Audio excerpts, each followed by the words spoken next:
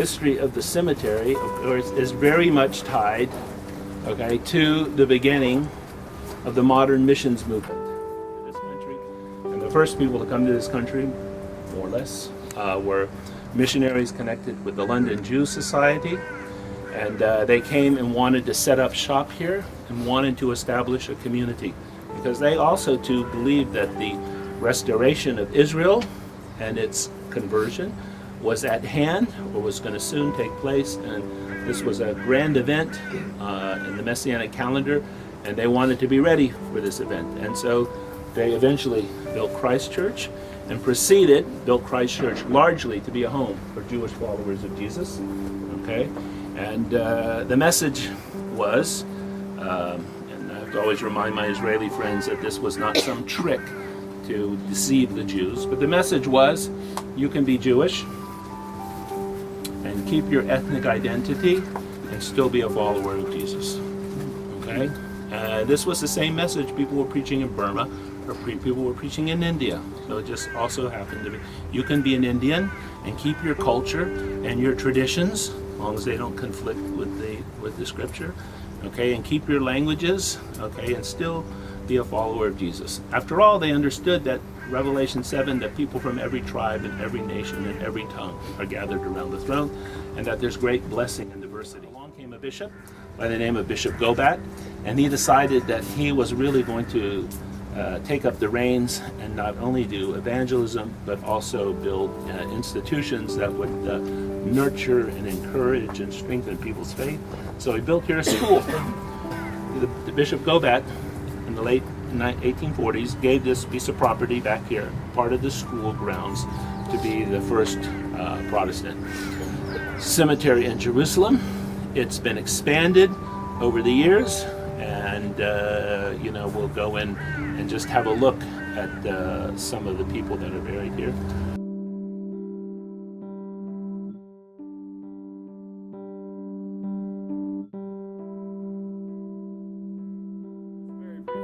Spaffords were a group of people who came to Jerusalem in 1881 when some of those people who were coming to be here when Jesus returned.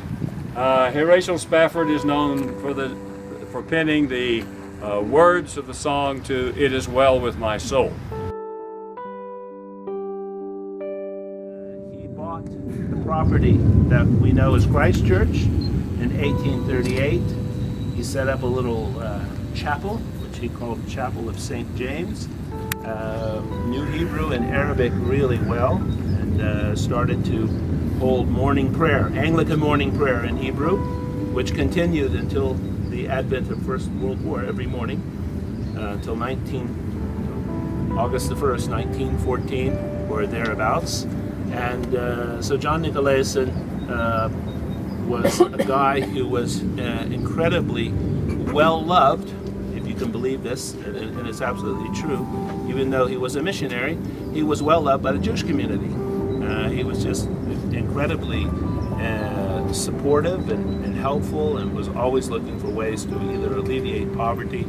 He was responsible for setting up the first modern clinic in Jerusalem. All the bishops are Jewish up until what year? 70 AD? 135.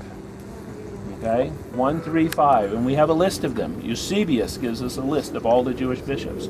And then there's a break until Michael Solomon Alexander arrives here in 1841. Why is there, 1842, sorry, January. Why is there a break? Jews were not allowed into the city of Jerusalem after the year 135. From 135 until the Muslim conquest in 636, so really for 500 years, no Jews are allowed in Jerusalem. And when the Romans implemented this, they didn't make the distinction between Jewish Christians or Jewish believers, okay, and Jews.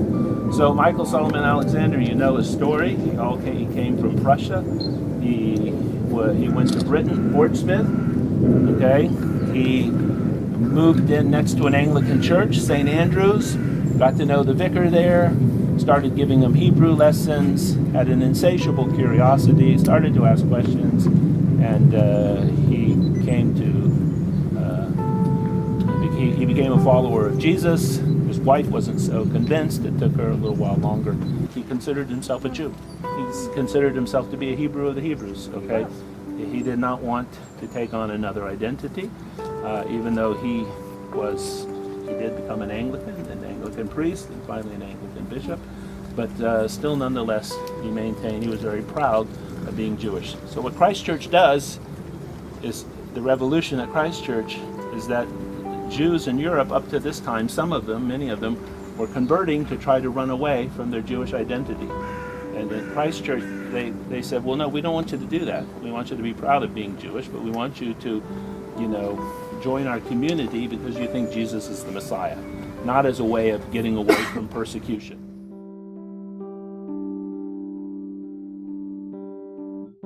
So here is the other hero, certainly a huge hero.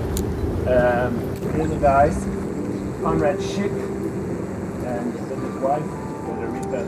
You notice they died very, very close to each other. They were married for many years. So in the beginning, when the British decided we're going to evangelize the world, they got all these missionary institutions going and all these societies, and they raised all this money, and guess what?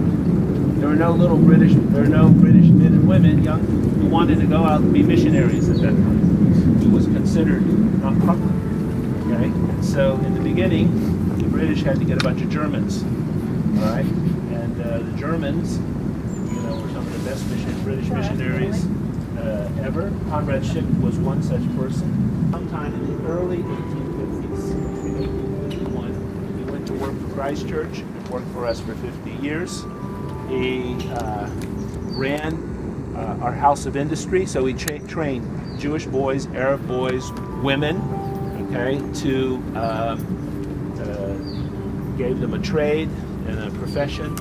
And at the same time, he was the first archaeologist in Jerusalem, the first architect in Jerusalem, and even the first town planner.